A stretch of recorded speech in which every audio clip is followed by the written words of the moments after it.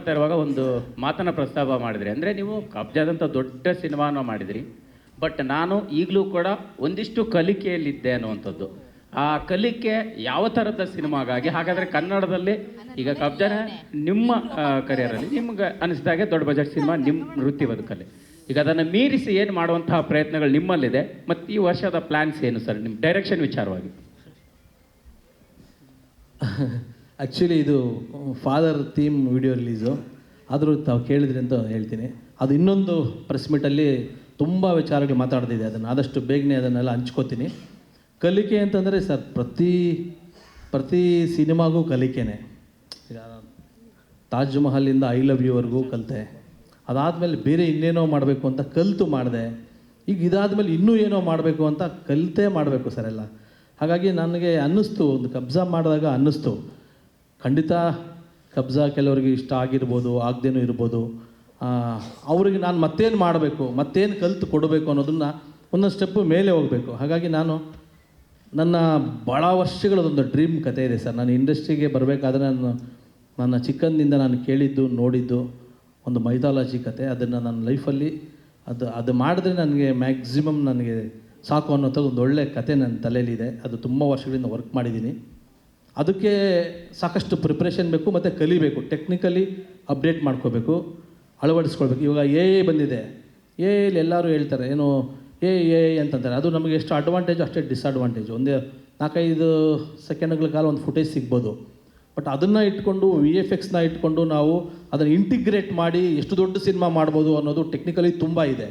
ಇದನ್ನೆಲ್ಲ ನಾವು ಇಲ್ಲೇ ಕೂತ್ಕೊಂಡು ಮಾಡಿದ್ರೆ ಆಗಲ್ಲ. ಅದನ್ನು ಒಂದು ದೊಡ್ಡ ಸಿನಿಮಾ ಮಾಡಬೇಕಾದ್ರೆ ಪ್ರಿಪ್ರೇಷನ್ ಆಗಬೇಕು. ನಾನು ಕಬ್ಜಾ ಸಿನಿಮಾ ಮಾಡಬೇಕಾದ್ರೆ ನಾನು ಯಾಕೆ 3-4 ವರ್ಷ ತೊಗೊಂಡೆ ಅಂದರೆ ಪ್ರತಿಯೊಂದು ಶಾರ್ಟು ಪ್ರಿಪ್ರೇಷನ್ ಮಾಡಿನೇ ತೆಗೆದಿದ್ದು. ಅಂದರೆ ಒಂದು ಸ್ಕೆಚ್ ಹಾಕ್ಕೊಂಡು ಇರೋ ಟೆಕ್ನಾಲಜಿನ ಅಳವಡಿಸ್ಕೊಂಡು. ಹಾಗಾಗಿ ರಿಸಲ್ಟ್ ಕೊಡೋದು ನಮ್ಮ ಪ್ರೇಕ್ಷಕರು, ನೀವುಗಳು. ಖಂಡಿತ ನೀವೇನು ಕೊಟ್ಟರು ನಾವು ತಲೆ ಬಗ್ಗಿಸಿ ತೊಗೋಬೇಕು ಮತ್ತು ಕಲಿತು ಒಂದು ಒಳ್ಳೆಯದನ್ನು ಕೊಡಬೇಕು ಅನ್ನೋದು ನಾನು ಪಾಲಿಸಿ. ಸರ್ ನನ್ನ ಡೈರೆಕ್ಷನ್ದು ಖಂಡಿತ ನಾನು ನೆಕ್ಸ್ಟ್ ಪ್ರೆಸ್ ಮೀಟಲ್ಲಿ ಹೇಳ್ತೀನಿ. ಈಗ ಬರೀ ನಾನು ಇಲ್ಲಿ ಪ್ರೊಡ್ಯೂಸರು, ರಾಜಮೋಹನ್ ಡೈರೆಕ್ಟ್ರು, ನಮ್ಮ ಕೃಷ್ಣ ಬದರ್ದೊಂದು ಒಳ್ಳೆ ಸಿನಿಮಾ ಮಾಡಿದ್ದೀವಿ, ಅದ್ರ ಬಗ್ಗೆ ಮಾತಾಡೋಣ ಸರ್. ಚಂದ್ರು, ಇದು ಈಗ ಥೀಮ್ ನಿಮ್ಮ ತಂದೆಯವ್ರು ಬಂದು ಈಗ ಥೀಮ್ ಟೀಸರ್ ಬಿಡುಗಡೆ ಮಾಡಿದ್ರು. ಸೊ ನೀವು ಎಷ್ಟು ಎಮೋಷ್ನಲಿ ಕನೆಕ್ಟ್ ಆಗ್ತೀರಿ ಈ ಒಂದು ಸಿನಿಮಾಗೆ? ಸರ್ ಇದು ಫಸ್ಟು ನನಗೆ ರಾಜಮೋಹನ್ ಯಾರೋ ಗೊತ್ತಿಲ್ಲ, ನನ್ನ ಸ್ನೇಹಿತರೊಬ್ಬರು ಫೋನ್ ಮಾಡಿ ಒಬ್ಬರು ಒಂದು ಕತೆ ಹೇಳಿದ್ರು, ಚಂದ್ರು ನೀನು ಫ್ರೀ ಇದ್ದರೆ ಕತೆ ಕೇಳ್ತೀಯ ಅಂದರು. ನಾನು ಯಾರೋ ಕತೆ ಕೇಳಲ್ಲಪ್ಪ, ನಾನು ಅಷ್ಟೇ ಬರೆಯೋದು, ನನಗೆ ತುಂಬ ಎಕ್ಸ್ಪೀರಿಯೆನ್ಸ್ ಆಗಿದೆ ಅಂತಂದೆ. ಇಲ್ಲ ಇದೊಂದು ಸತಿ ಕೇಳು ಅಂತ ಕರ್ಕೊಂಬಂದರು. ನನ್ನ ಮುಂದೆ ಕೂರಿಸಿದ್ರು, ಇವ್ರನ್ನ ನೋಡಿದೆ, ಕೂತ್ಕೊಂಡ್ರು. ನನಗೆ ತಮಿಳು ಬರಲ್ಲ, ಇವನು ಹೆಂಗೆ ಹೇಳ್ತಾನೆ ಅಂತಂದರೆ, ಇಲ್ಲ ನೀನು ಕೇಳಿಸ್ಕೊ ಅಂತಂದರು. ಅವ್ನು ತಮಿಳು ಸ್ಟಾರ್ಟ್ ಮಾಡ್ದೆ. ತಮಿಳಲ್ಲಿ ಫಸ್ಟ್ 2 ಲೈನ್ ಹೇಳಿದೆ, ನನಗೆ ಅರ್ಥ ಆಯಿತು. ಯಾಕಂದರೆ ನಾನು ಒಂದಷ್ಟು ಅಲ್ಲೆಲ್ಲ ರಿಲೀಸ್ ಮಾಡಿದ್ರಿಂದ ಅರ್ಥ ಆಗುತ್ತೆ. ಅವನು ಹೇಳಿದ್ದ ಮೊದಲನೇ 3 ಲೈನಿಗೆ ನಾನು ಕತೆ ಸ್ಟಾಪ್ ಮಾಡಿ ಆತನಿಗೆ ಅಡ್ವಾನ್ಸ್ ಕೊಟ್ಟು ಒಂದು ಅಗ್ರಿಮೆಂಟ್ ಮಾಡಿಸು. ಅಂದರೆ ಕತೆಗಳು ಸಿಗೋದೇ ಅಪರೂಪ, ಒಂದು ಎಮೋಷನ್ ಕತೆ. ಅದರಲ್ಲೂ ನನಗೆ ನನ್ನ ಫಾದರ್ ಅಂತ ನನಗೆ ಎಮೋಷನ್ ಮನುಷ್ಯ. ಭಾಳ ನನ್ನ ತಂದೆಯವರು ಕನೆಕ್ಟ್ ಆದರು. ಮತ್ತು ನನಗೆ ಗೊತ್ತಾಯಿತು ಇದು ಎಲ್ರಿಗೂ ಅವ್ರ ಫಾದರ್ ಕನೆಕ್ಟ್ ಆಗ್ತಾರೆ ಅಂತ ಅನ್ನಿಸ್ತು. ಸೊ ಖಂಡಿತ ಇದು ಜನ ಇಷ್ಟಪಡಬಹುದು ಅಂತ ನನಗೆ ಒಂದು ಪಾಸಿಟಿವ್ ಫೀಲ್ ಬಂದು ಇಮಿಡಿಯೇಟಾಗಿ ಅವನಿಗೆ ಅಡ್ವಾನ್ಸ್ ಕೊಟ್ಟು ಸ್ಟಾರ್ಟ್ ಮಾಡಿದೆ டைரக்டர் சார் இல்லை அவர் அவருடைய டைரக்ஷன் எல்லாம் அவர் இங்கே காட்டலை, அவர் நடித்தார். நான் ப்ரெஸ் மீட்டில் பேசும்போது ஒரு வார்த்தை சொன்னேன், காட்ஃபாதர் மாதிரின்னு சந்துரு சார். உண்மையிலே அவருக்கு எனக்கு கன்னட சினிமாவுக்கு எனக்கு காட்ஃபாதர் அவர் தான். ಬೇರೆ ಏನಾದರೂ ಮೇಡಮ್? ಚಂದ್ರು ಸರ್, ನಿಮಗೆ ನೀವು ಮಾತಿನ ಮಧ್ಯೆ ಒಂದು ರಾತ್ರಿವಾಗಿ ಮಾಡಿದಾಗ ಏನಾಗುತ್ತೆ ಅಂತ ದೊಡ್ಡ ಅನುಭವ ನನಗಾಗಿದೆ. ಹಾಗಾಗಿ ನಾನು ಆ ಥರನೇ ಮಾಡ್ತಿಲ್ಲ. ಕೃಷ್ಣ ಸರ್ಗೆ ಅನಿಸ್ತಿರ್ಬೋದು, ನಾಗಭೂಷಣ್ ಅವ್ರಿಗೆ ಅನಿಸ್ತಿರ್ಬೋದು, ಚಂದ್ರು ಏನು ಇಷ್ಟು ರಿಲ್ಯಾಕ್ಸಾಗಿ ಮಾಡ್ತಾಯಿದ್ದಾರೆ ಫಾದರ್ ಅಂತ ನನಗೆ ಚೆನ್ನಾಗಿ ಅರ್ಥ ಆಗಿದೆ.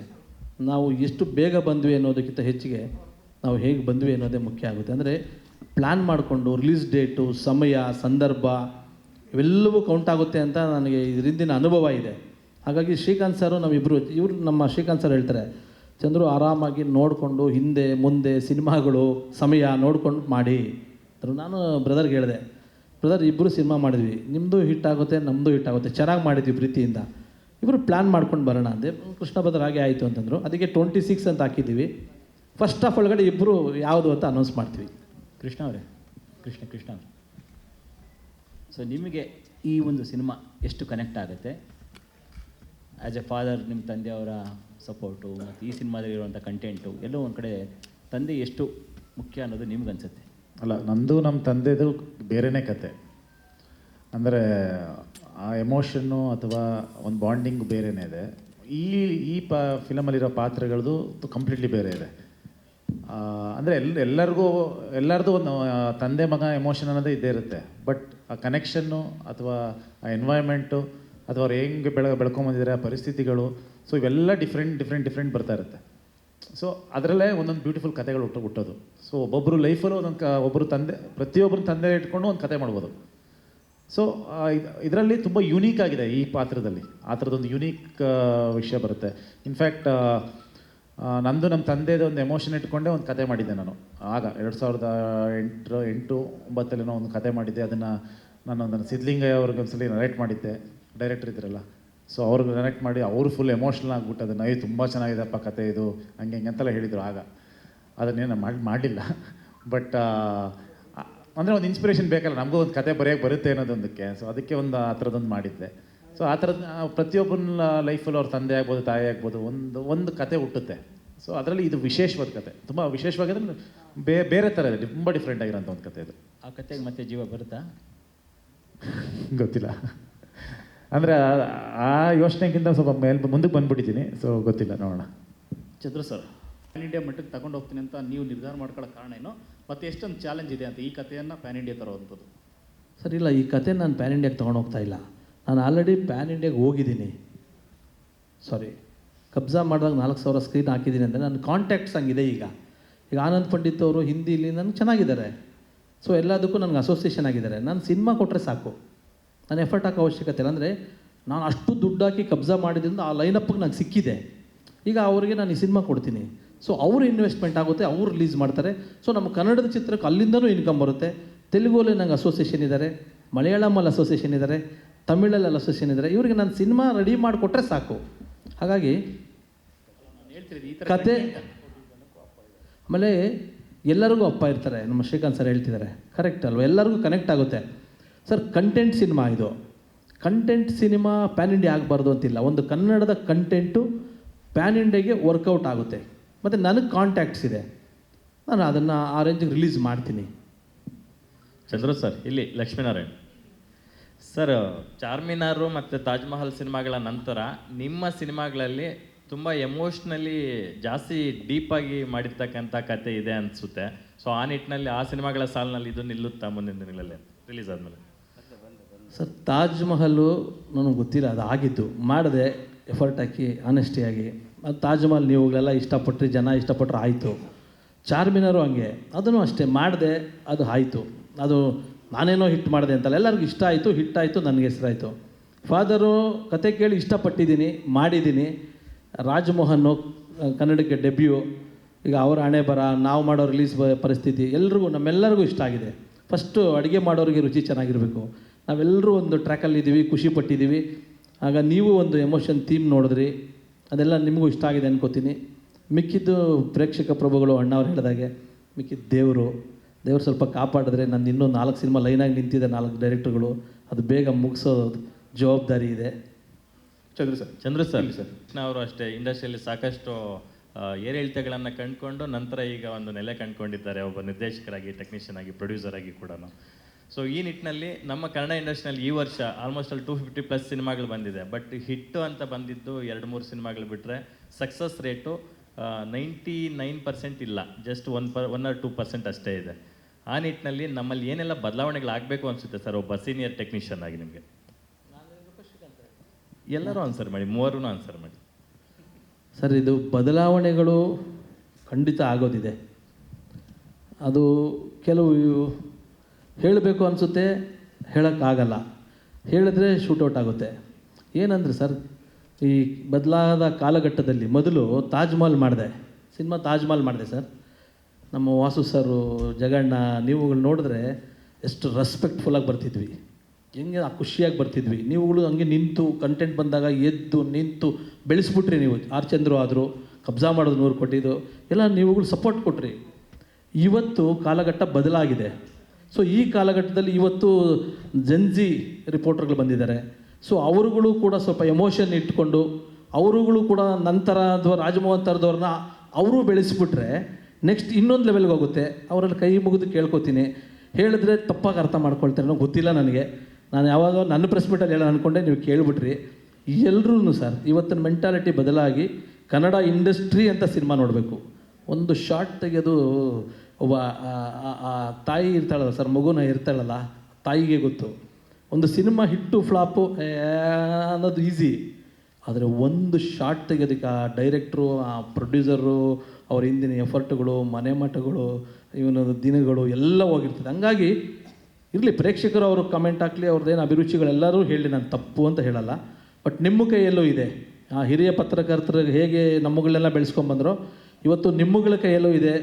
ನನ್ನ ಬ್ರದರ್ಸ್, ನೀವು ಎಲ್ಲ ಸಿನಿಮಾಗಳನ್ನು ದಯವಿಟ್ಟು ಎಲ್ಲ ಸಿನಿಮಾಗಳನ್ನು ಬೆಳೆಸಿ. ಕನ್ನಡ ಇಂಡಸ್ಟ್ರಿ ಬೆಳೆದ್ರೆ ನೀವುಗಳು ಬೆಳಿತೀರ, ನಾವುಗಳು ಬೆಳಿತೀವಿ, ಎಲ್ಲರೂ ಜೊತೆಗಿರ್ತೀವಿ. ಸೊ ಕನ್ನಡ ಸಿನಿಮಾನ ಬಿಟ್ಟಿಲ್ಲ. ಅಫ್ಕೋರ್ಸ್ ಒಂದು ಕನ್ನಡ ಸಿನಿಮಾನ ಪ್ಯಾನ್ ಇಂಡಿಯಾ ಮಟ್ಟಕ್ಕೆ ತೊಗೊಂಡೋಗಿದ್ದೆ ಇವತ್ತಿನ ನಮ್ಮ ಜೆನ್ಜಿ ರಿಪೋರ್ಟರ್ಸೇ. ಎಲ್ಲಿವರೆಗೂ ವರ್ಲ್ಡ್ ಗ್ಲೋಬ್ ನೋಡೋ ಥರ ಮಾಡಿದ್ದಾರೆ ಪಾಪ, ಇಲ್ಲ ಅಂತಲ್ಲ. ಸೊ ನಾವುಗಳು ಎಫರ್ಟ್ ಆಗ್ತಿರ್ತೀವಿ, ತಪ್ಪಾದರೆ ಕ್ಷಮಿಸಿ, ಹೇಳಿ, ಪರವಾಗಿಲ್ಲ, ತಿದ್ಕೋತೀವಿ.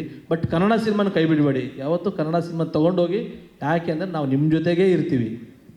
ಸರ್ ಇಲ್ಲಿ ರಮೇಶ್ ಸರ್, ಟಿ5. ಕೃಷ್ಣ ಸರ್, ಇಲ್ಲಿ ಸರ್, ಇಲ್ಲಿ ಸರ್ ಸರ್ ಚಂದ್ರು ಸರ್, ಇಲ್ಲ ಸರ್, ಚಂದ್ರು ಸರ್ ಇಲ್ಲಿ.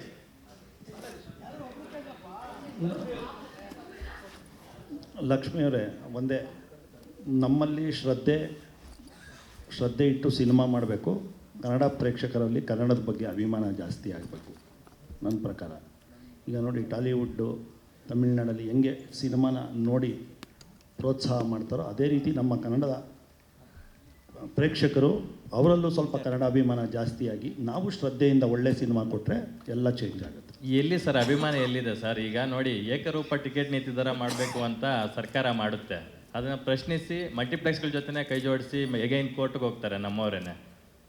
ಈಗ ನೋಡಿ, 11 ದಿವಸಗಳ ಮೊದಲೇ ಜನನಾಯಕನ್ ಸಿನಿಮಾ ಕರ್ನಾಟಕದಲ್ಲಿ ಆನ್ಲೈನ್ ಟಿಕೆಟ್ ಬುಕಿಂಗ್ ಬಿಟ್ಟಿದ್ದಾರೆ. 1500, 1200, 1000 ಮೇಲೇ ಇದ್ದಾವೆ ಟಿಕೆಟ್ ಪ್ರೈಸಸ್ಸು. ಸೊ ಹಂಗಿಟ್ಟಾಗ ಯಾರು ಬರ್ತಾರೆ ಸರ್? ಶ್ರೀಸಾಮಾನ್ಯರೆಲ್ಲ, ದಿನಗೂಲಿ ಕೆಲಸ ಮಾಡ್ತಕ್ಕಂಥವರೆಲ್ಲ ರೇಟ್ ಆಫ್ ಅಡ್ಮಿಷನ್ ಇಲ್ಲಾಗುತ್ತೆ ನಿಮಗೆ ಅಂತ. ಖಂಡಿತವಾಗಿ ಅದು ಚೇಂಬರಲ್ಲಿ ಒಂದು ಮೀಟಿಂಗ್ ಕೂತಾಗ ಅದ್ರ ಬಗ್ಗೆ ಮಾತಾಡೋಣ. ಇದು ಫಾದರ್ ಬಗ್ಗೆ ಮಾತಾಡೋಣ. ಚೇಂಬರಲ್ಲಿ ಕೂತಾಗ ಖಂಡಿತ ಒಳ್ಳೆ ವಿಷಯನ ಅದನ್ನು ಅಲ್ಲಿ ಮಾತಾಡೋಣ. ಚಂದ್ರು ಸರ್ ಇಲ್ಲಿ ಸರ್, ರಮೇಶ್ ಟಿ5. ಸರ್ ನಿಮಗಿರೋ ಅನುಭವದಲ್ಲಿ ಒಂದು ಸಿನಿಮಾ ಪ್ಯಾನ್ ಇಂಡಿಯಾ ಆಗೋದಾ ಅಥವಾ ಮಾಡೋದು ಸರ್? ಸರ್ ಪ್ಯಾನ್ ಇಂಡಿಯಾ ಮಾಡೋದು ಸರ್, ಕೆಲವೊಂದು ಆಗೋದು ಸರ್. ಹೇಗೆ ಸರ್? ಹೇಗೆ? ಫಸ್ಟು ನಮಗೊಂದು ಗುರಿ ಇರಬೇಕಲ್ಲ. ಎಲ್ಲಾದರೂ ಹೋಗ್ತೀವಿ ಅಂತಂದಾಗ ಒಂದು ರೂಟ್ ಇರಬೇಕು. ನಾನು ಕನ್ನಡಕ್ಕಷ್ಟೇ ಸಿನಿಮಾ ಮಾಡ್ತಿದ್ದೀನಿ ಅಂದರೆ ಅದೊಂದು ರೂಟು, ಇಲ್ಲ ಎಲ್ರಿಗೂ ಸಲ್ಲಬೇಕು ಅಂತ ಅಂದ್ಕೊಂಡಾಗ ಅದೊಂದು ರೂಟು. ಸೊ ಪ್ಯಾನ್ ಇಂಡಿಯಾ ನಾವು ಮಾಡಬೇಕು, ಮಾಡದೆ ಏನೂ ಆಗಲ್ಲ. ಕೆಲವೊಂದು ಮಾಡ್ತೀವಿ, ಅದು ಎಲ್ರಿಗೂ ರುಚಿಸ್ಬಿಡುತ್ತೆ, ಅದು ಎಲ್ಲ ಕಡೆ ಹೋಗುತ್ತೆ. ಕೆಲವೊಂದು ಆಗುತ್ತೆ. ಆ್ಯಕ್ಚುಲಿ ಮಾಡಬೇಕು, ಪ್ಯಾನ್ ಇಂಡಿಯಾ ಮಾಡಬೇಕು ಅಂತ. ಪ್ಯಾನ್ ಇಂಡಿಯಾ ಮಾಡಬೇಕು ಸರ್. ಮಾಡದೆ ಹೋದರೆ ಅದು ಹೋಗಲ್ಲ. ಅದು ಸರ್ ಕೆಲವೊಂದು ಪ್ಯಾನ್ ಇಂಡಿಯಾ ಮಾಡಿರೋ ಸಿನಿಮಾಗಳು ವರ್ಕ್ ಆಗಿಲ್ಲಲ್ಲ ಸರ್. ಕೆಲವೊಂದು ಪ್ಯಾನ್ ಇಂಡಿಯಾ, ಫಾರ್ ಎಕ್ಸಾಂಪಲ್ ರೀಸೆಂಟಾಗಿ ಬಂದು ಸೂಫ್ರಮ್, ಸೊ ಪ್ಯಾನ್ ಇಂಡಿಯಾ ಅಲ್ಲ, ಅದು ಕನ್ನಡಕ್ಕೆ ಅಂತ ಮಾಡಿದ್ದು, ಅದು ತಾನಾಗಿ ಪ್ಯಾನ್ ಇಂಡಿಯಾ ಆಯಿತು. ಪ್ಯಾನ್ ಇಂಡಿಯಾದ ತುಂಬ ಸಿನಿಮಾ ಹಿಟ್ ಆಯಿತು, ಕಮರ್ಷಿಯಲಿ ಹಿಟ್ ಆಯಿತು. ಸೊ ಕೆಲವು ಆ ಥರ ವರ್ಕ್ ಆಗಲ್ವಲ್ಲ ಸರ್? ಮಾಡಿದ ಸಿನಿಮಾಗಳು ವರ್ಕ್ ಆಗಿಲ್ಲ ಸರ್. ಈಗ ನಾನು ದೊಡ್ಡ ಕಬ್ಜಾ ಥರ ದುಡ್ಡು ಹಾಕಿಲ್ಲ. Father content cinema PAN India ಅಂತ ಹೇಳ್ತಿದ್ದೀನಿ. ಪ್ಯಾನ್ ಇಂಡಿಯಾ ಅಂದರೆ ಏನು ಅಂದರೆ, ಫಸ್ಟು ಪ್ಯಾನ್ ಇಂಡಿಯಾದಲ್ಲಿ ಬಿಡುಗಡೆ ಆಗೋದು. ಪ್ಯಾನ್ ಇಂಡಿಯಾದಲ್ಲಿ ಬಿಡುಗಡೆ ಆಗೋದನ್ನು ಪ್ಯಾನ್ ಇಂಡಿಯಾ ಅಂತಂದರೆ ಎಲ್ಲ ರಾಜ್ಯಕ್ಕೂ ಸಲ್ಲಬೇಕದು. ಸೊ ನಾನೇನು ಮಾಡಿದ್ದೀನಿ, ಈಗ ನನಗೊಂದು ಟೀಮ್ ಸಿಕ್ಕಿದೆ. ನೀವುಗಳೆಲ್ಲರೂ ದೊಡ್ಡ ಸಿನಿಮಾ ಮಾಡಿದೆ, ಅದರಲ್ಲಿ ನನಗೇನು ಸಿಕ್ತೋ ಬಿಡ್ತು ಅಂತಂದರೆ ಕಾಂಟ್ಯಾಕ್ಟ್ ಸಿಕ್ತು. ಆವಾಗಲೇ ಹೇಳಿದೆ, ಆ ಕನೆಕ್ಷನ್ಸಲ್ಲಿ ನನ್ನ ಸಿನಿಮಾನ ನನ್ನ ಇನ್ವೆಸ್ಟ್ಮೆಂಟ್ ಇಲ್ಲದೆ ರಿಲೀಸ್ ಆಗುತ್ತೆ. ಸೊ ಅದು ಪ್ಯಾನ್ ಇಂಡಿಯಾ ಆಯಿತು. ಅಲ್ಲಿ ಒಂದು ಕನ್ನಡ ಸಿನಿಮಾ ಬಿಡುಗಡೆ ಆಗುತ್ತೆ. ಒಂದು 200 ಥಿಯೇಟ್ರ್ ಹಿಂದಿ, ಒಂದು 200 ಥಿಯೇಟ್ರ್ ಬೇರೆ ಬೇರೆ ಬೇರೆ ಭಾಷೆಯಲ್ಲಿ ಬಿಡುಗಡೆ ಆಗುತ್ತೆ. ಅದಕ್ಕೆ ಚಂದ್ರು RC ಸ್ಟುಡಿಯೋಸಿಂದ ಇನ್ವೆಸ್ಟ್ ಮಾಡಲ್ಲ. RC ಸ್ಟುಡಿಯೋಸ್ ಏನು ಅಂತಂದರೆ ಪ್ರೀವಿಯಸ್ ಇನ್ವೆಸ್ಟ್ ಮಾಡಿರೋ ಗುಡ್ ವಿಲ್ ಇದೆ. ಹಾಗಾಗಿ ಪ್ಯಾನ್ ಇಂಡಿಯಾ ಅಂದರೆ ದೊಡ್ಡ ದುಡ್ಡು ಹಾಕಬೇಕು, ಪ್ಯಾನ್ ಇಂಡಿಯಾ ಅಂತಂದರೆ ಏನೋ ದೊಡ್ಡ ಎಫರ್ಟ್ ಹಾಕಬೇಕು ಅಂತಲ್ಲ. ಒಂದು ಒಳ್ಳೆ ಕಂಟೆಂಟ್ ಇಟ್ಕೊಂಡು ಫಸ್ಟೇ ಪ್ಲ್ಯಾನ್ ಮಾಡ್ಕೋಬೇಕು. ಈಗ ನಮ್ಮ ಶ್ರೀಕಾಂತ್ ಸರ್ ಒಂದು ಸಿನಿಮಾ ಮಾಡ್ತಿದ್ದಾರೆ. ನಾನು ಹೇಳಿದೆ, ಸರ್ ತೆಲುಗುಗೂ ಮಾಡಿ ಸರ್, ಡಿಸ್ಕಸ್ ಮಾಡಿದ್ವಿ. ಈಗ ದೊಡ್ಡ ಒಂದು ಟೀಮ್ ಜೊತೆ ಕೊಲಾಬ್ರೇಟ್ ಆಗ್ತಿದ್ದಾರೆ ಅವ್ರದ್ದು, ಹಲ್ಕಾ ಡಾನ್. ಸೊ ಯಾಕೆ ಹೋಗಬಾರ್ದು? ಅಲ್ಲಿ ಒಬ್ಬ ನಿರ್ಮಾಪಕರಿದ್ದಾರೆ, ಸರ್ ನೀವು ಸಿನಿಮಾ ಕೊಡಿ, ನಾವು ಅದನ್ನು ದೊಡ್ಡದಾಗಿ ತೊಗೊಂಡೋಗಿ, ದೊಡ್ಡ ನಿರ್ಮಾಪಕರು. ಹಾಗಾಗಿ ಪ್ರಯತ್ನಗಳು ಆಗಬೇಕು. ಚಂದ್ರು ಅವರೇ, ಚಂದ್ರು ಇಲ್ಲಿ ಇಲ್ಲಿ ಇಲ್ಲಿ ಇಲ್ಲಿ ಹಾಂ ಕಾಣಿಸ್ತೇವೆ. ಹೇಳಿ ಗುರುಗಳೇ, ನಮಸ್ತೆ. ನಮಸ್ತೆ. ಏನಂದರೆ ಇದಕ್ಕೆ ಕನೆಕ್ಟ್ ಆಗಂಗೆ ಪ್ರಕಾಶ್ ರೈ ಅಂತ ನಟ ಪ್ಯಾನ್ ಇಂಡಿಯಾಕ್ಕೆ ಪೂರ್ತಿ ಕನೆಕ್ಟ್ ಆಗ್ತಾರೆ. ಅವರು ಇಡೀ PAN India present across nation ಏನಿದೆ ಅದಕ್ಕೆ ಇಡೀ ನೇಷನ್ನಲ್ಲೇ ಅವರು ತಂದೆಯಾಗಿ ಅವರು ಗುರುತಿಸ್ಕೊಂಡವ್ರು ಆಲ್ರೆಡಿ. ನಿಮ್ಮ ಸಿನಿಮಾಕ್ಕೆ ಅದೊಂದು ವರ ಆಗಿದೆ ಅಲ್ವಾ? ಸರ್ ಇಲ್ಲ, ವರ ಅನ್ನೋದಕ್ಕಿಂತ ಹೆಚ್ಚಿಗೆ ಪ್ರಕಾಶ್ ರಾಜ್ ಸರ್ ಜೊತೆ ಕೆಲಸ ಮಾಡಬೇಕು ಅಂತ ಎಲ್ಲರಿಗೂ ಒಂದು ಆಸೆ ಇರುತ್ತೆ. ನೀವು ಹೇಳಿದಾಗ ಪ್ಯಾನ್ ಇಂಡಿಯಾ ಆರ್ಟಿಸ್ಟ್ ಅವರು. ನಾವು ಫಾದರ್ನ ಎಲ್ಲ ಲ್ಯಾಂಗ್ವೇಜ್ಗೂ ಕೊಡಬೇಕು ಅಂತ ನಾನು ಅನೌನ್ಸ್ ಮಾಡಿದಾಗ, ನಾನು ಫಾದರ್ ಅನೌನ್ಸ್ ಮಾಡಿದಾಗ ಅವತ್ತೇ ಹೇಳಿದ್ದೆ, ಸರ್ ಇದು ಎಲ್ಲ ಕಡೆ ನನಗೆ ಟೀಮ್ ಇದೆ. ಈಗ ಆನಂದ್ ಪಂಡಿತ್ ಸರ್ ಇದ್ದಾರೆ, ನಿಮ್ಗೆ ಅವತ್ತೇ ಅನೌನ್ಸ್ ಮಾಡಿದೆ. ಅಲಂಕಾರ್ ಪಾಂಡ್ಯನ್ ಇದ್ದಾರೆ. ಇವರೆಲ್ಲ ಇದ್ದಾಗ ನನ್ನ ಜೊತೆ ಒಂದು ಬಳಗ ಇದೆ. ಅವ್ರು ನಾನು ಸಿನಿಮಾ ಕೊಡ್ತೀನಿ ಅಂತ ಅವತ್ತೇ ಕಮಿಟ್ ಮಾಡಿದ್ದೀನಿ. ಸೊ ಅದಕ್ಕೆ ಪ್ರಕಾಶ್ ರಾಜ್ ಸರ್ ತೊಗೊಂಡ್ರೆ ಎಲ್ಲ ಲ್ಯಾಂಗ್ವೇಜ್ಗೂ ಆಗುತ್ತೆ ಅಂತೇಳಿನೇ ಪ್ಯಾನ್ ಇಂಡಿಯಾಗೋಸ್ಕರನೇ ಅವ್ರನ್ನ ತೊಗೊಂಡ್ವಿ ಸರ್. ಸರ್ ಇವಾಗ ಇದು ಇಲ್ಲಿ ಸರ್, ಅದು ನೀವು ಮಾಡಿದ್ದು ಇವಾಗ ಏನು ಥೀಮ್ ತೋರಿಸಿದ್ದೀರಾ, ಅದು ಎ ಎಲ್ಲ ಇದೆ ಸರ್? ಯಾಕೆ ಎ ವಿಡಿಯೋಸ್ ಮಾಡಿದ್ರಲ್ಲ? ಅದೇ ಹೇಳಿ ಸರ್, ಎಷ್ಟೋ ಜನಕ್ಕೆ ಎ ಐಗೂ ಇಂಟಿಗ್ರೇಷನ್ಗೂ VFXಗೂ ತುಂಬ ಜನ ಕನ್ಫ್ಯೂಷನಲ್ಲಿದ್ದಾರೆ. ನಾನೇನು ಒಂದೂವರೆ ವರ್ಷ ಕಲಿತೆ ಅಂತ ಹೇಳಿದ್ನಲ್ಲ ಸರ್, ನನ್ನ ನೆಕ್ಸ್ಟ್ ಸಿನಿಮಾಗೆ. ಸರ್ AI ಅಂದರೆ ನಿಮ್ಗೆ ಗೊತ್ತು, ನೀವು ತುಂಬ ಯೂಸ್ ಮಾಡ್ತಿರ್ತೀರ. ನಿಮಗೊಂದು 5-6 ಸೆಕೆಂಡ್ ಫುಟೇಜ್ ಸಿಗುತ್ತೆ. ಪಾಪ ದೊಡ್ಡ ಸಿನಿಮಾ ಮಾಡಿರ್ತಾರೆ, ಒಂದು ಇಡೀ ಸಿನಿಮಾನ AI ಮಾಡೋಕ್ಕಾಗಲ್ಲ. ಆಗಲ್ಲ. ಅದನ್ನು VFXೇ ಮಾಡಬೇಕು. ಒಂದು ನಾವು ChatGPTಯಲ್ಲೋ ಅಥವಾ ಯಾವುದ್ರಲ್ಲೋ ಒಂದು ಆ್ಯಪ್ಗೆ ಹೋಗ್ಬಿಟ್ಟು ಒಂದು 2-3 ಶಾರ್ಟ್ ತೊಗೋಬೋದು ಅಷ್ಟೇ. ಸೊ ಇಡೀ ಸಿನಿಮಾ ಮಾಡಬೇಕು ಅಂತಂದರೆ ಅದಕ್ಕೆ ಆದ ಟೆಕ್ನಿಕಲ್ ಯೂಸ್ ಮಾಡಬೇಕು. ಈಗ ನಾನು ನೋಡಿದ್ದು, ನೀವು AI ಅಂದ್ಕೊಂಡ್ರಿ, AI ಇಂಟಿಗ್ರೇಟ್ ಮಾಡಿ ರಿಯಲ್ ಫುಟೇಜ್ ಇಟ್ಟು ಅದನ್ನು ನಾನು ಮಾಡಿರೋದು. ನಾನು ಇಲ್ಲದೇ ಇದ್ದರೆ ನಿಮ್ಗೆ ಅಷ್ಟು ಲೆಂತ್ ಬರಲ್ಲ, ಅಷ್ಟು ಅಕ್ಯುರೇಟ್ ಬರಲ್ಲ. ಅದು ಇಂಟಿಗ್ರೇಟ್ ಮಾಡಿದ್ದೀನಿ ಸರ್. ಸರ್ RC ಸ್ಟುಡಿಯೋಸಲ್ಲಿ ಈ ಕತೆ ರಾಜಮೋಹನ್ ಹೇಳೋಕ್ಕಿಂತ ಮುಂಚೆ ಬೇರೆಯವ್ರು ಹೇಳಿದ್ರಾ, ಅಥವಾ ನೀವು ಅವ್ರಿಗೆ ಕೊಡೋದಕ್ಕೆ ಏನೋ ಹುಕ್ ಲೈನ್ ಬೇಕು ಸರ್? ಈಗ ತಂದೆ ಸಂಬಂಧಪಟ್ಟ ಸಿನಿಮಾಗಳು, ತಾಯಿ ಪ್ರೀತಿ ಸಂಬಂಧಪಟ್ಟ ಸಿನಿಮಾಗಳು ಸಾಕಷ್ಟು ಬಂದಿರುತ್ತೆ. ಇದರಲ್ಲಿ ಏನೋ ಒಂದು ಹುಕ್ ಇರಬೇಕು, ಒಂದು ಎಮೋಷನ್ ಆಗುವಂಥ ಒಂದು ಪರ್ಟಿಕ್ಯುಲರ್ ಒಂದು ಇಂಪಾರ್ಟೆಂಟ್ ಇದ್ದಾಗ ಮಾತ್ರ ಕನೆಕ್ಟ್ ಆಗುತ್ತೆ. ಸೊ ಆ ಥರದ್ದು ಏನು ಅವ್ರಿಗೆ ಅವಕಾಶ ಕೊಡೋದಕ್ಕೆ ಮೇಯ್ನ್ ರೀಸನ್? ಸರ್ ಇದು ನಾನು ಅವ್ರಿಗೆ ಕೊಟ್ಟ ಅವಕಾಶ ಅಲ್ಲ, ಅವರು ನನಗೆ ಕೊಟ್ಟ ಅವಕಾಶ. ಒಂದು ಒಳ್ಳೆ ಕತೆ ತೊಗೊಂಬಂದ್ರಲ್ಲ, ಎಷ್ಟೊಂದು ಕತೆ ಕೇಳ್ತೀವಿ, ಅವ್ರು ಯಾರೋ ಗೊತ್ತಿಲ್ಲದೆ ಇರೋಬ್ರು ಬಂದು ಕತೆ ಹೇಳಿದ್ದು ನನಗೆ ಹಾರ್ಟ್ ಕನೆಕ್ಟ್ ಆಗಿಬಿಡ್ತು. ಸೊ ಇಲ್ಲಿ ಯಾವುದೇ ಭಾಷೆ ಇಲ್ಲ, ಯಾರೋ ಮನುಷ್ಯ ಇಲ್ಲ, ಕತೆ ಕನೆಕ್ಟ್ ಆಗಬೇಕು ಫಸ್ಟು. ಆ ಕತೆ ಕನೆಕ್ಟ್ ಆದಾಗ ನಾನು ಇದು ಮಾಡೋಣ, ಎಫರ್ಟ್ ಹಾಕೋಣ, ಇದಕ್ಕೆ ಇನ್ವೆಸ್ಟ್ ಮಾಡೋಣ ಅಂತ ಅನ್ನಿಸ್ತು. ಸರ್ ಈಗ ಈ ಪೋಸ್ಟರ್ಸನ್ನು ಏನಿದೆ ವಿಡಿಯೋನ ನಿಮ್ಮ ತಂದೆ ಲಾಂಚ್ ಮಾಡಿಕೊಟ್ರು. ತಂದೆ ಮಗನ ಒಂದು ಕತೆ ಅಂತ ಹೇಳ್ತಾ ಇದ್ದೀರಾ. ಸೊ ನಿಮ್ಮ ತಂದೆಗೆ ಕತೆನ ತೋರಿಸಿದ್ದೀರಾ, ಅವ್ರು ಏನಾದರೂ ಅಂದ್ರ? ನಮ್ಮ ತಂದೆ ಇಲ್ಲೇ ಇದ್ದಾರೆ. ಅವ್ರಿಗೆ ಆ್ಯಕ್ಚುಲಿ ನಮ್ಮ ತಂದೆಗೆ ಈ ಸಿನಿಮಾ ಡೆಡಿಕೇಟ್ ಇದು. ಫಸ್ಟು ನನ್ನ ಎಡಿಟಿಂಗ್ ರೂಮಲ್ಲಿ ನಮ್ಮ ತಂದೆಗೆ ಕರ್ಕೊಂಬಂದು ತೋರಿಸ್ದೆ.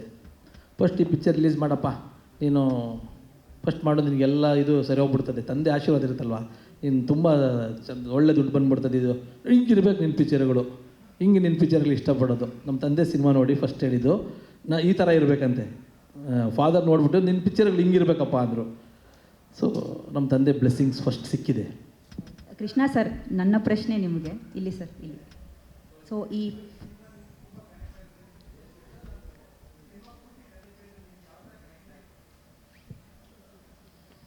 ನನಗೆ ಅಲ್ವಾ? ಓಕೆ. ಅದೇ ಯೂಶ್ವಲಿ ನಾವು ತುಂಬ ಅಮ್ಮನ ಇಮೋಷನ್ ಸಿನಿಮಾಗಳನ್ನ ಜಾಸ್ತಿ ನೋಡಿದ್ದೀವಿ, ತಂದೆ ಇಮೋಷನ್ ಸಿನಿಮಾ ತುಂಬ ಕಡಿಮೆ ಬಂದಿರೋದು.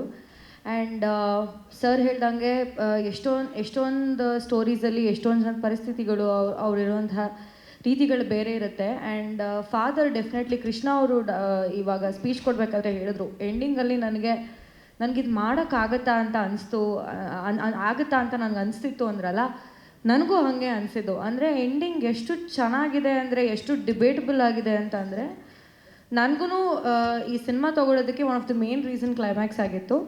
ಸೊ ಆ ಎಕ್ಸ್ಪೀರಿಯನ್ಸ್ ಡೆಫಿನೆಟ್ಲಿ ಎಲ್ರಿಗೂ ಅದೇ ಥರ ಅನಿಸುತ್ತೆ ಈ ಸಿನಿಮಾ ನೋಡಿದಾಗ. ಸೊ ಐ ಥಿಂಕ್ ತುಂಬ ಇಂಟ್ರೆಸ್ಟಿಂಗ್ ನನಗನ್ಸಿದ್ದು ಫಾದರಲ್ಲಿ ಕ್ಲೈಮ್ಯಾಕ್ಸ್. ಆ್ಯಂಡ್ ಆ ಥರ ಯೋಚನೆ ಮಾಡಿದ್ದಕ್ಕೆ ಡೆಫಿನೆಟ್ಲಿ ರಾಜಮೋಹನ್ ಸರ್ಗೆ ಹ್ಯಾಟ್ಸ್ ಆಫ್ ಅನ್ನಬೇಕು. ಆ್ಯಂಡ್ ಅದನ್ನು ತುಂಬ ಚೆನ್ನಾಗಿ ತೋರಿಸೋದಕ್ಕೆ ಅದೇ ತುಂಬ ಚೆನ್ನಾಗಿ ಬರೆದು ಅದನ್ನು ಎಕ್ಸಿಕ್ಯೂಟ್ ಮಾಡೋದು ತುಂಬ ಇಂಪಾರ್ಟೆಂಟ್ ಆಗುತ್ತೆ. And definitely ಅದಾಗಿದೆ. ಆ್ಯಂಡ್ ಅದಕ್ಕೆ ನಾನು ತುಂಬ ಕ್ಯೂರಿಯಸ್ ಆಗಿದ್ದೀನಿ. ಆ್ಯಂಡ್ ಅದಕ್ಕೆ ಈ ಸಿನಿಮಾ ತುಂಬ ಸ್ಪೆಷಲ್ ಅನಿಸುತ್ತೆ. ಪರ್ಸ್ನಲ್ ಲೈಫ್ ಅಂದರೆ ನನಗೆ ಆ ಥರ ಸಿಚುಯೇಷನ್ ಬಂದಿಲ್ಲ, ಬಟ್ ತುಂಬ ಜನಕ್ಕೆ ಆ ಥರ ಸಿಚುಯೇಷನ್ ಬರ್ಬೋದು ಆ್ಯಂಡ್ ಕನೆಕ್ಟ್ ಆಗ್ಬೋದು ಅಂತ ಅನಿಸುತ್ತೆ. ನನಗೆ ಪರ್ಸ್ನಲಿ ಕನೆಕ್ಟ್ ಅಷ್ಟು ಆಗಿಲ್ಲ, ಬಿಕಾಸ್ ನನಗೆ ಐ ಥಿಂಕ್ ನಾನು ಸಿಂಗಲ್ ಪೇರೆಂಟ್ ಇರೋದ್ರಿಂದ ನನಗೆ ಅದಕ್ಕೆ ನನಗೆ ಕನೆಕ್ಟ್ ಅಷ್ಟೊಂದು ತೊಗೊಳೋದಕ್ಕೆ ಗೊತ್ತಾಗ್ತಿಲ್ಲ. ಬಟ್ ಡೆಫಿನೆಟ್ಲಿ ಸುಮಾರು ಜನಕ್ಕೆ ಈ ಥರ ಒಂದು ಸಿಚುವೇಶನ್ ಬರುತ್ತೆ. ಆ್ಯಂಡ್ ಸರ್ ಹೇಳ್ದಂಗೆ ಯೂಶ್ವಲಿ ನಮ್ಮ ಅಪ್ಪನ ಅಷ್ಟು ಲವ್ ಮಾಡ್ತೀನಿ ಅನ್ನೋದನ್ನೇ ಒಂಥರ ತುಂಬ ಜನ ಕಡಿಮೆಗೆ ಹೋಗಿದ್ದಾರೆ ಅಂತ ಸರ್ ಮೆನ್ಷನ್ ಮಾಡಿದ್ರು. ಆ್ಯಂಡ್ ಈ ಸಿನಿಮಾ ನೋಡಿದಾಗ ತುಂಬ ಜನಕ್ಕೆ ತಂದೆ ವ್ಯಾಲ್ಯೂ, ತಂದೆ ಪ್ರೀತಿ, ತಂದೆ ಇಲ್ಲ ಅಂತಂದರೆ ಏನೇನು ಕಷ್ಟ ಆಗ್ಬೋದು ಅನ್ನೋದನ್ನು ಈ ಸಿನಿಮಾ ತೋರಿಸ್ಕೊಡುತ್ತೆ. ಅದಂತೂ 100% ಆಗುತ್ತೆ.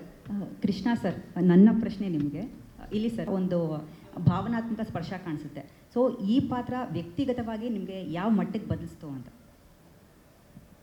ಅಲ್ಲ, ನೀವು ಹೇಳಿದ ನಿಜ, ಅದು ತುಂಬ ಗಂಭೀರವಾದ ಸಿನಿಮಾನೇ ಇದು. ಅಂದರೆ ಒಂದಷ್ಟು ಕಾಮಿಡಿ ಎಲ್ಲ ಇದೆ, ಬಟ್ ಸ್ಟಿಲ್ ಒಂದು ಲೈಫಲ್ಲಿ ತುಂಬ ಸೀರಿಯಸ್ ಆಗುವಂಥ ಒಂದು ಕತೆ. ಇನ್ಫ್ಯಾಕ್ಟ್ ಅಲ್ಲಿ ಕೆಲವೊಂದೊಂದು ಸಿಚುವೇಶನ್ ಕ್ಲೈಮ್ಯಾಕ್ಸಲ್ಲಿ ನಡೆಯುವಂಥ ವಿಷಯಗಳು ತುಂಬ ಡಿಬೇಟಬಲ್ ಆಗಿರುತ್ತೆ. ಅಂದರೆ ಜನ ನೋಡಿದ್ಮೇಲೆ ಅಲ್ಲಿರೋಂಥದ್ದು ನಾನು ಅಂತ ಕತೆ ಕೇಳಿದ್ಮೇಲೆ ನನಗೆ ನಾನು ಹೇಳಿದ್ನಲ್ಲ, ಸ್ವಲ್ಪ ಜರ್ಕ್ ಹೊಡೆದ್ಬಿಟ್ಟೆ, ಇದೇನು ಹಿಂಗಿದೆಯಲ್ಲ ಇದನ್ನು ನಾನು ಮಾಡ್ಬೋದಾ ಅಂತೆಲ್ಲ ಯೋಚನೆ ಮಾಡಿದಾಗ ಆ ಥರ ಸಿಚುವೇಶನ್ ಬಂದರೆ ಏನು ಮಾಡ್ತೀರಾ ಅಂತ ಒಂದಷ್ಟು ಜನ ಕೇಳಿದ್ದೆ.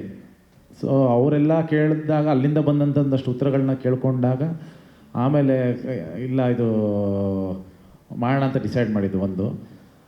ಆಮೇಲೆ ಇವ್ರಿಗೆ ಹೇಳಿದೆ ಅದನ್ನು ಕ್ಲೈಮ್ಯಾಕ್ಸ್ನ ಸ್ವಲ್ಪ ನಂಗೆ ಡೈಜೆಷನ್ ಆಗ್ತಾರ ಸರ್, ಅದು ಹಂಗಿದೆಯಲ್ಲ ಅಂತ ಅಂದಾಗ ರಾಜ್ಮೋಹನ್ ಸರ್ ಚೇಂಜ್ ಮಾಡಿಬಿಡ್ತೀನಿ ಸರ್ ಅಂದರು. ಅಯ್ಯೋ ಚೇಂಜ್ ಮಾಡಿಬಿಡಿ, ಅದೇ ಕತೆ, ಅದನ್ನು ಚೇಂಜ್ ಮಾಡಿದ್ರೆ ಕತೆ ಮಜಾ ಹೋಗ್ಬಿಡುತ್ತೆ, ಬೇಡ ಹಿಂಗಿದೆ ಹಂಗೆ ಇರಲಿ, ಸರಿ ಮಾಡೋಣ ಅಂತ ಹಂಗೆ ಡಿಸೈಡ್ ಆಗಿತ್ತು. ಸೊ ಅದೇನು ಅಂತ ನನಗೆ ಹೇಳೋಕ್ಕಾಗ್ತಿಲ್ಲ, ಅದು ನೀವು ಚಿತ್ರ ನೋಡಿದಾಗ ಗೊತ್ತಾಗುತ್ತೆ ಅದ್ರ ಬಗ್ಗೆ.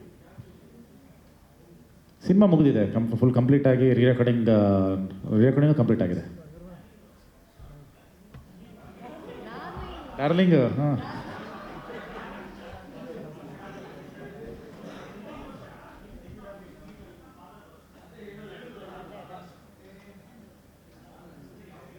ಹಾಂ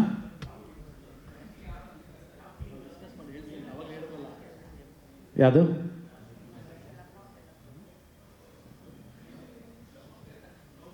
ಹಾಂ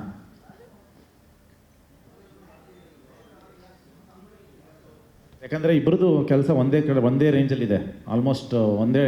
ಈಗ ನಕುಲ್ ಅವರು ಹೇಳಿದ್ರಲ್ಲ, ಸೊ ಅಲ್ಲೇ ಮ್ಯೂಸಿಕ್ಕು ನಡೀತಾ ಇದೆ, ನಂದು ಅವ್ರದ್ದು ಎರಡೂ ಅಲ್ಲೇ ನಡೀತಾ ಇದೆ. ಸೊ ಹಂಗಾಗಿ ಎರಡೂ ಒಂದೇ ಸ್ಟೇಜಲ್ಲಿದೆ, ಬಂದ್ಬಿಡ್ತೀವಿ. ಬಟ್ ಗ್ಯಾಪ್ ಕೊಡಲ್ಲ ಜಾಸ್ತಿ.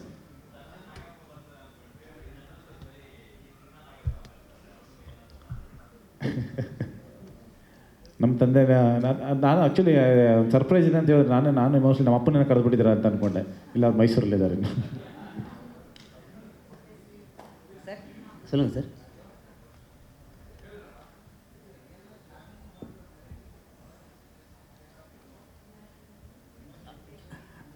சார், அப்பாங்கிறதே இமேஜினேஷன் இல்லைல்ல சார். அப்பாங்கிறது வந்து லைஃபோட பிளட்டோட கனெக்ட் ஆனது தானே. ஸ்டோரி வந்து நீங்கள் இந்த படம் பார்த்தீங்கன்னா, நீங்கள் ஒரு பையனுக்கோ பொண்ணுக்கோ அப்பாவாக இருப்பீங்க. உங்களுக்கு உங்கள் அப்பா ஞாபகத்துக்கு வருவாங்க. உங்கள் பையன் பார்க்கும்போது நீங்கள் ஞாபகத்துக்கு வருவீங்க. எனக்கு 15 வயசுலேருந்தே எனக்கு அப்பா கிடையாது சார். எனக்கு அப்பா இருந்திருந்தால் என்னவா இருக்கும்னு நான் ஃபீல் பண்ணணும். அதுதான் அந்த கதை. ஃபிக்ஷன் இல்லை, உணர்வு. அது ரியல் லைஃப்பில் நடந்தது கிடையாது, அது உணர்வு சம்மந்தப்பட்ட விஷயம்.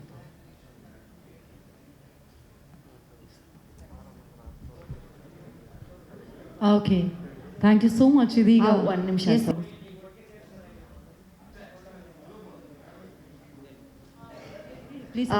ಆಗಲೇ ನಾನು ಸ್ಪೀಚ್ ಕೊಡಬೇಕಾದ್ರೆ ಒಂದು ಮರ್ತ್ಬಿಟ್ಟೆ ಮೆನ್ಷನ್ ಮಾಡೋದು.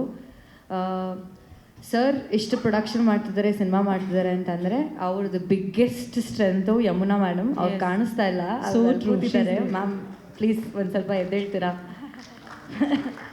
ಅವರು ಸಿನಿಮಾಲಿ ನನಗೆ ಪ್ರೊಡಕ್ಷನ್ ಮ್ಯಾನೇಜರ್ ಇದ್ದಾನು ಕಾಲ್ ಬಂದಿಲ್ಲ. ಲಿಟ್ರಲಿ ಮ್ಯಾಮೇ ಫೋನ್ ಮಾಡಿ ಎಲ್ಲ ಕೋಆರ್ಡಿನೇಟ್ ಮಾಡಿದ್ದಾರೆ. She is definitely A sweet art. ನಾನು ಅದನ್ನು ಮೆನ್ಷನ್ ಮಾಡಿ ಬರ್ತಿದ್ದೆ. ಹೀರೋಯಿನ್ನ ನೋಡ್ಕೊಂಡಿದ್ದಾರೆ ತುಂಬ ಚೆನ್ನಾಗೆ. ಅದು ತುಂಬ ಖುಷಿ ವಿಷಯ. ಅದು ಹೀರೋಯಿನ್ನ ತುಂಬ ಚೆನ್ನಾಗಿ, ನನ್ನನ್ನಂತೂ ತುಂಬ ಚೆನ್ನಾಗಿ ನೋಡ್ಕೊಂಡಿದ್ದಾರೆ. ಸೊ ಸರ್ದು ಬಿಗ್ಗೆಸ್ಟ್ ಸ್ಟ್ರೆಂತ್ ಅವರು. ಸೊ ಅವ್ರಿಗೆ ಒಂದು ಥ್ಯಾಂಕ್ಸ್ ಹೇಳಬೇಕಿತ್ತು, ನಾನು ಹೇಳೋದ ಮರ್ತ್ಬಿಟ್ಟಿದೆ. ಅದಕ್ಕೆ thank you so much. Thank you Yamuna ma'am. ಇದೀಗ ಹೌದು, ಕರೆಕ್ಟ್. ಇದೀಗ ನಮ್ಮ ಫಾದರ್ ಸಿನಿಮಾಗೆ ಶುಭ ಹಾರೈಸೋದಕ್ಕೆ ನಮ್ಮ ಡ್ರೋನ್ ಪ್ರತಾಪ್ ಅವರು ಬಂದಿದ್ದಾರೆ. ದಯವಿಟ್ಟು ವೇದಿಕೆಗೆ ಬರಬೇಕು ಅಂತ ವಿನಂತಿಸ್ತಾ ಇದ್ದೀನಿ. ಡ್ರೋನ್ ಪ್ರತಾಪ್ ಅವರಿಗೆ ಕಾರ್ಯಕ್ರಮಕ್ಕೆ ಪ್ರೀತಿಯ ಸ್ವಾಗತ.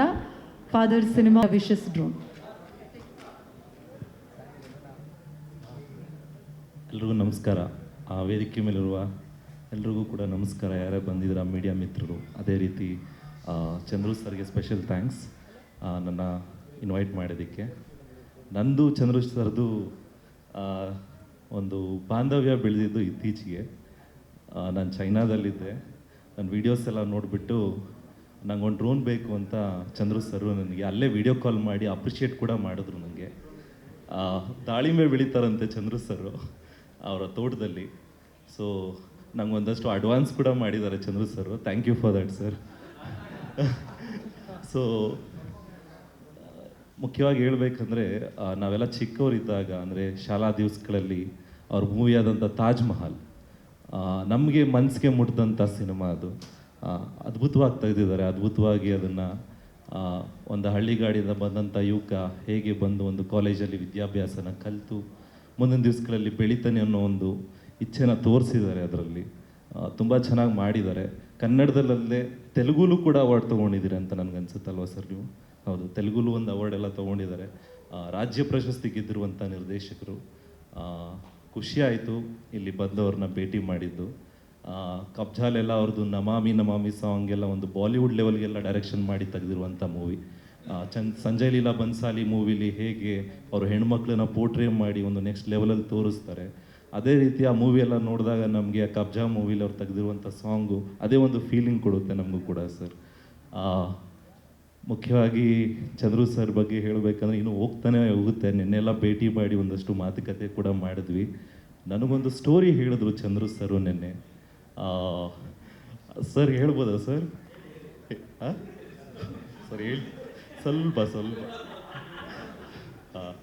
ಒಂದು ಸ್ಟೋರಿ ಹೇಳಿದ್ರು. ನನಗಂತೂ ನಕ್ಕಿ ಸುಸ್ತಾಯಿತು. ಅಂದರೆ ನೆಕ್ಸ್ಟ್ ಲೆವೆಲ್. ಸರ್ ಕಾಸ್ಟ್ ಬಗ್ಗೆ ಹೇಳ ಸರ್? Cost okay. ಒಂದು ಸ್ಟೋರಿ ಹೇಳಿದ್ರು, ನನಗೆ ಭಾಳ ಮನಸ್ಸಿಗೆ ಇಷ್ಟ ಆಗಿ ನನಗೂ ಒಂದು ರೋಲ್ನ ಆಫರ್ ಮಾಡಿದ್ದಾರೆ ಚಂದ್ರು ಸರು. ಅದಕ್ಕೆ ತುಂಬ ಥ್ಯಾಂಕ್ಸ್ ಅಂತ ಹೇಳಲಿಕ್ಕೆ ಇಷ್ಟಪಡ್ತೀನಿ ಚಂದ್ರು ಸರ್ಗೆ. ನೆಕ್ಸ್ಟ್ ಲೆವೆಲ್ ಇದೆ ಸ್ಟೋರಿ ಮಾತ್ರ. ಸರ್ ಕಾಸ್ಟ್ ರಿವೀಲ್ ಮಾಡಲಾ? ಬೇಡ ಅಲ್ಲ? ಚಂದ್ರು ಸರ್ಗೆ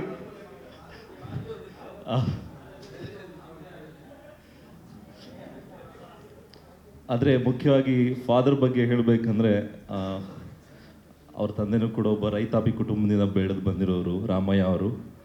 ನನಗೂ ಒಂದು ಪರ್ಸ್ನಲಿ ಲಿಂಕ್ ಆಗುತ್ತೆ ಅದನ್ನು ನೆನೆಸ್ಕೊಂಡಾಗ. ಮೂವಿಗೆ ಆಲ್ ದ ಬೆಸ್ಟ್ ಹೇಳ್ತಾ ಇದ್ದೀನಿ. ಈ ಥರ ಮೂವೀಸ್ ಬರೋದೇ ಕಮ್ಮಿ. ಪ್ರಕಾಶ್ ರೈ ಅವ್ರದ್ದು ನನಗೆ ನೆನೆ ಮೋಷನ್ ಪೋಸ್ಟು ತೋರಿಸಿದ್ರು ಸರ್. ನೋಡಿದಾಗ ನಾನು ನನ್ನ ಕನಸು ಜ್ಞಾಪಕ ಬಂತು ಅದನ್ನು ನನಗೆ ಸ್ವಲ್ಪ ನೋಡಿದಾಗ. ಮೂವಿಗೆ ಆಲ್ ದ ಬೆಸ್ಟ್, ಚಂದ್ರು ಸರ್ಗೆ ಆಲ್ ದ ಬೆಸ್ಟ್, ಇಡೀ ಮೂವಿ ಚಿತ್ರತಂಡಕ್ಕೆ ಆಲ್ ದ ಬೆಸ್ಟ್. ಇಲ್ಲಿ ಎಲ್ಲ ಬಂದಿದ್ದೀರಾ ಎಲ್ರಿಗೂ ಆಲ್ ದ ಬೆಸ್ಟ್. ತಿರುಪತಿಲಿ ಹೇಗೆ ಕಾಸಿನ ವರ್ಷ ಅಂದರೆ ಕಾಸು ಹಿಂಗೆ ಬೀಳುತ್ತೋ ಅದೇ ರೀತಿ ಈ ಮೂವಿಯು ಕೂಡ ಅದೇ ರೀತಿ ಕಾಸು ಬೀಳಬೇಕು ಹುಂಡಿಗೆ. ಒಳ್ಳೇದಾಗಬೇಕು ಚಿತ್ರಕ್ಕೆ, ಒಳ್ಳೇದಾಗಲಿ. Thank you.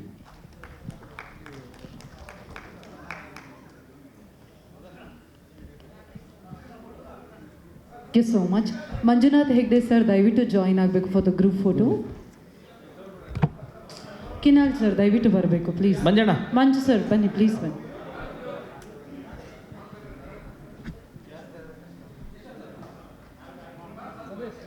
Event by Eagle Media Creations, audio on Anand audio. ಅದೇ ರೀತಿಯಾಗಿ ನಮ್ಮೆಲ್ಲ ಮಾಧ್ಯಮ ಮಿತ್ರರು ಇವತ್ತಿನ ಸುದ್ದಿಗೋಷ್ಠಿಗೆ ಆಗಮಿಸಿದ್ದಕ್ಕಾಗಿ ನಿಮ್ಮೆಲ್ಲರಿಗೂ ಫಾದರ್ ಚಿತ್ರತಂಡದ ಪರವಾಗಿ ಪ್ರೀತಿಯ ಅಭಿನಂದನೆಗಳನ್ನು ಸಮರ್ಪಿಸ್ತಾ, ಫಾದರ್ ಚಿತ್ರತಂಡದ ಪರವಾಗಿ 2026ನೇ ವರ್ಷ ನಿಮ್ಮೆಲ್ಲರ ಬಾಳಲ್ಲೂ ಮತ್ತಷ್ಟು ಅತ್ಯದ್ಭುತ ಸುಂದರ ಕ್ಷಣಗಳನ್ನು ತರಲಿ ಅಂಥೇಳಿ ನಾವೆಲ್ಲರೂ ಹಾರೈಸ್ತಾ ಇದ್ದೀವಿ. ಹ್ಯಾಪಿ ನ್ಯೂ ಇಯರ್ ಎಲ್ರಿಗೂ ಇನ್ ಅಡ್ವಾನ್ಸ್.